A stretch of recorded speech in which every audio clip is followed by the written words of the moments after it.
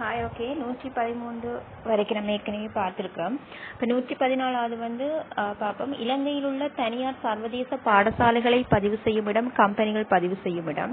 காபோத உயர்தர தொழில்நுட்ப பிரிவில் கற்கும் சகல மாணவர்களும் கட்டாயமாக கற்க வேண்டிய பாடம் தொழில்நுட்பத்திற்கான விஞ்ஞானம்.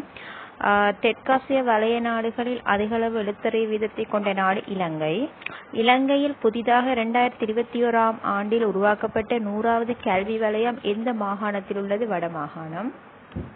17 நிலைபேறான அபிவிருத்தி இலக்குகளை நடைமுறைப்படுத்தி 2030 ஆண்டில் நிலைபேறான அபிவிருத்தியை உலக நாடுகளில் ஏற்படுத்த பாடுபடும் நிறுவனம் ஐக்கிய நாடுகள் சபை. நிலைபேறான அபிவிருத்தியின் முதலாவது நோக்கம் வறுமையை ஒழித்தல். 2016 தொடக்கம் 2020 வரையிலுள்ள கல்விக் கொள்கை அபிவிருத்தியின் முக்கிய 3 தொனிப்பொருள்களை குறிப்பிடுக. கல்வித்துறையில் ஆளுமை பணி வழங்குவதை உறுதிப்படுத்தல், 1ஆம் தரம் மற்றும் 2ஆம் தரங்களின் கல்வி தரத்தை அதிகரித்தல், 1ஆம் தரம் மற்றும் 2ஆம் தரங்களுக்கு இடையில் கல்வியை சமமான முறையில் பெற்றுக் கொடுத்தல். சரியா?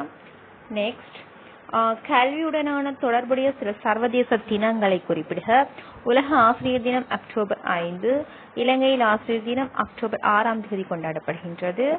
சர்வதேச மாணவர்கள் தினம் நவம்பர் 17, சர்வதேச விஞ்ஞான தினம் நவம்பர் 10, சர்வதேச புத்தக தினம் ஏப்ரல் 23, இலங்கையின் புத்தாக்குனர் தினம் அக்டோபர் 26, உலக சாரணர் தினம் ஆகஸ்ட் 1, சர்வதேச எழுத்தறிவு தினம் செப்டம்பர் 8. தேசிய பாடசாலை ஒன்று கடமையாற்றும் ஆசிரியர் ஒருவரது ஒழுக்கம் தொடர்பாக தீர்மானம் எடுக்கக்கூடிய நிறுவனம் இது? அரசு சேவைகள் ஆணைக்குழு. 1000 பாடசாலைகள் எனும் திட்டத்தில் முதலில் இணைத்துக் கொள்ளப்பட்ட பாடசாலை ஹரிச்சந்திர பாடசாலை.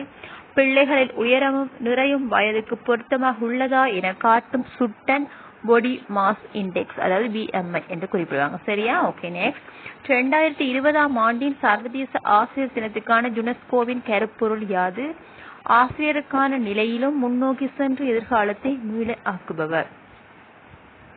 2016 ஆண்டின் பொது விடுமுறை தினங்களின் அடிப்படையில் ஆசியாவில் முதல் இடத்தில் உள்ள நாடு இலங்கை, 25 நாட்கள். இலங்கையில் பாடசாலை விளையாட்டு தொகுதி அமைக்கப்பட்டுள்ள இடம் தியகம, அதாவது தியகமையில ஹோமாகம என்ற இடத்துல இருக்கு. தேசிய அடிப்படை கல்வி நிலையம் எங்கு அமைந்துள்ளது? கண்டில அமைந்துள்ளது. வலவாவை பாதுகாப்பு அகாடமியாக மாற்றப்பட்டது. இதனை அன்பளிப்பு செய்தவர் யார்? வலவாவை சரியா பாதுகாப்பு அகாடமியாக மாற்றப்பட்ட இதை அன்பளிப்பு செய்தவர் சர் ஜான் கொத்தலாவ. என்விக்கு இலங்கையில் எத்தனையாம் ஆண்டு கொண்டு அறிமுகம் செய்யப்பட்டது? 2005ஆம் ஆண்டு. அதை பற்றி சில விஷயம் பார்ப்போம். ஆரம்பிக்கப்பட்ட ஆண்டு என்விக்கு 2009 ஆரம்பிக்கப்பட்டது நம்முடைய இலங்கையில. சரியா? அடுத்தது, இது ACT 20 of 1990 சட்டத்திற்கு அமைய ஆரம்பிக்கப்பட்டது. இலங்கையின் என்விக்கு சான்றிதழை வழங்கும் நிறுவனம் TVEC ஆக காணப்படுகின்றது.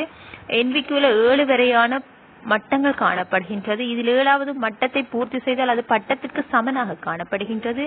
என்விக்குவினை உலகிற்கு அறிமுகப்படுத்திய நாடு பிரித்தானியா நாடாக காணப்படுகின்றது. இலங்கையின் தற்போதைய பரீட்சை ஆணையாளர் நாயகம் திருமதி